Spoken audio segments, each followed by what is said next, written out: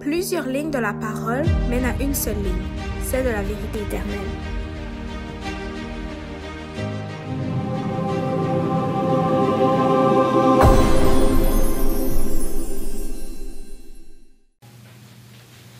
Bonjour à tous, on va continuer notre étude sur les 7 églises.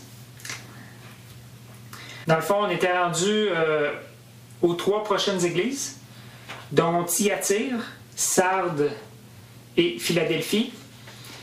Vous vous souvenez que Éphèse couvrait l'époque 27 à 100 après Jésus-Christ, Smyrne 100 à 323 après Jésus-Christ, et Pergame de 323 à 538 après Jésus-Christ. Donc, la 4e église étant Thyatire, qui veut dire le temps de l'apostasie.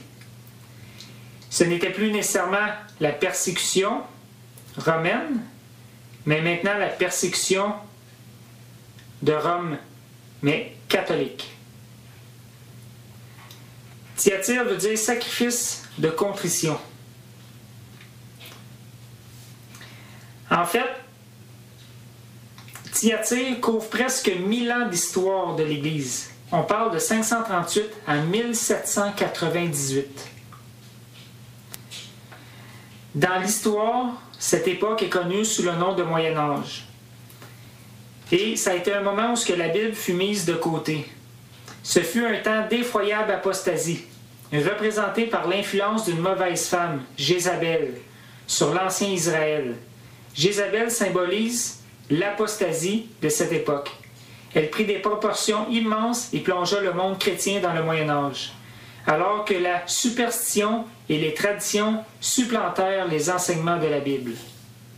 Donc l'Église de Rome, la papauté, a pris un grand pouvoir, a caché la Bible, a changé le temps et la loi, ont mis ça à leur avantage et ont persécuté les vrais chrétiens, ceux qui suivent la vraie doctrine de Jésus, la vraie voie de Dieu, la vérité biblique. Dieu donne un avertissement à cette Église, surtout à ceux qui suivent Jézabel. Toute infidélité envers Jésus et ses enseignements est appelée adultère ou fornication. Les châtiments, maladies, tribulations, morts sont bien réels. Ni l'Église, ni l'État, ni les faux apôtres n'échapperont au châtiment que Dieu réserve à l'adultère spirituel. Donc, c'est simple. Le 7e commandement de Dieu, tu ne commettras pas d'adultère. Mais l'adultère n'est pas simplement avoir une aventure avec une autre femme. Mais l'adultère est aussi avoir une aventure avec d'autres doctrines qui n'est pas celle de Dieu, qui n'est pas celle que Jésus nous a enseignée. Jésus a dit « Je ferai mourir de mort les gens qui sont contre le message, contre la vérité de Jésus. » Apocalypse 2, verset 23. Mais, par contre, il y a eu un reste qui s'est opposé à cette corruption. Et c'est qui ce reste? En fait, ceci fait référence au ministère puissant de nombreux grands chefs spirituels que Dieu suscita pour dévoiler l'erreur et l'apostasie et ramener l'Église à Jésus et à la Bible. Puis on connaît bien les noms de quelques-uns d'entre eux. On parle de Wycliffe, Huss, Jérôme, Luther, Zwingli, Calvin, Knox. Bien que certains de ces hommes vécurent du temps de Sardes, il avait commencé à réformer l'Église vers la fin de la période de Thyatire. Donc oui, effectivement, la Bible a été cachée, l'Église catholique a pris l'emprise, a dévié la voie, la vérité, que Jésus a enseigné, mais il restait des gens quand même que Dieu a suscité, des gens qui avaient soif de la vérité et de faire connaître la vérité telle qu'elle est vraiment. Puis à ce moment-là, c'est ce qui a amené à la réforme. OK? Mais les premières idées de la réforme, pour aller vers le protestantisme, a commencé dans l'église de Thyatire. Et on a une femme, comme j'ai dit un peu plus tôt, qui s'appelle Jézabel. Il y en a qui ne savent pas Jézabel, c'est qui, puis qu'est-ce que ça représente en fait. Donc, je vais prendre 2 petites secondes pour vous dire qui elle est. Bon, je vais trouver Jézabel, page 97. Bon, parce que j'ai un petit livre qui s'appelle Les grands personnages de la Bible, et tous les personnages sont inscrits dans le livre, et ça l'explique qui ils sont. Donc, Jézabel, qui signifie Baal, exalté. Jézabel était la femme du roi d'Israël, Akab. Elle est la fille d'un roi de Sidon en Phénicie. Akab, qui est le mari de Jézabel, se laisse totalement déborder par cette épouse qui aime le pouvoir et instaure le culte du dieu Baal, qui entraîne la cour dans cette dévotion. Vous comprenez que Jézabel représente une personne qui détourne les gens de la vérité, les gens du vrai Dieu d'Israël. Et c'est exactement ce qui s'est passé avec l'église de Thyatire et l'apostasie, la papauté. Donc ça couvrait vraiment un long temps qui était de 538 à 1798. Donc on est rendu à la 5e église, l'église de Sardes, qui s'appelle le temps de la Réforme. Elle, on la date de 1798 à 1833. Par quel mot celle-ci, Sardes, est-elle décrite? Jésus a dit, tu passes pour être vivant, mais tu es mort. En fait, Jésus montre du doigt la religion formaliste et elle est sans valeur.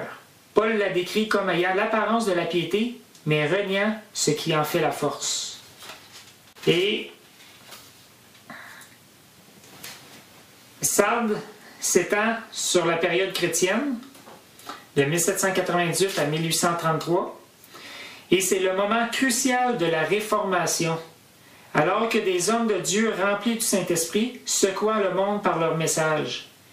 Malheureusement, quand ces hommes moururent, leurs successeurs, au lieu de continuer à chercher la vérité avec prière, en fait, ils vont régresser. Et très rapidement.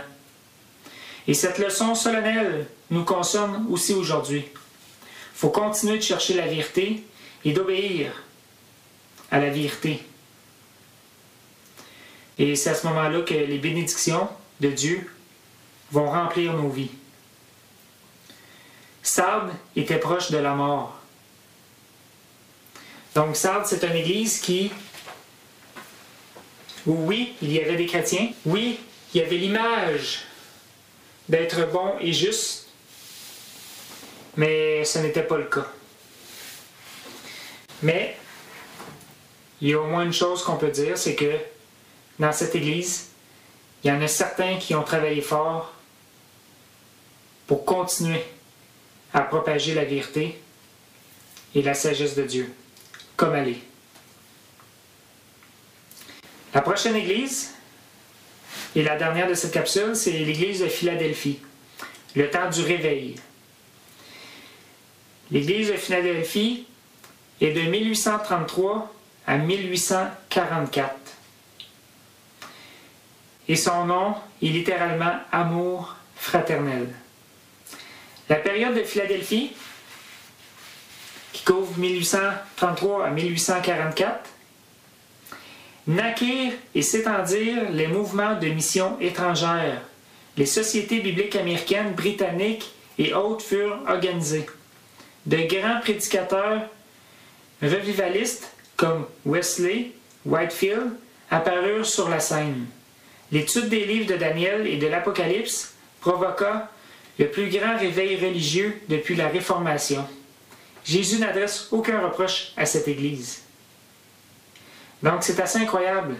Autant que l'Église d'avant était quasi morte, était quasi détournée de tout ce que Dieu avait enseigné, 1833-1844, il y a eu un réveil.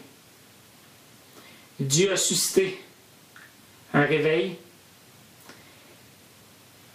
L'accès à la Bible a été de plus en plus facile, surtout avec l'invention de l'imprimerie. Donc à ce moment-là, il y a beaucoup de gens qui ont eu un éveil religieux et ils ont commencé à se rendre compte que, wow, l'Église catholique, là, le chemin qu'ils ont pris, c'est pas le bon chemin. C'est pas ça que ça dit dans la Bible. Et ils ont eu soif de rechercher, de connaître et de suivre la vérité biblique telle comme elle est. Donc voilà pour la deuxième capsule. Et on va continuer avec la troisième.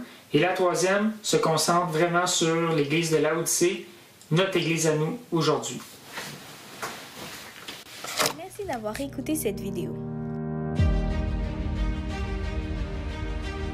Pour plus de contenu, abonnez-vous sur notre site Internet. Il est également possible pour vous de nous suivre sur notre page Facebook et de nous contacter par email.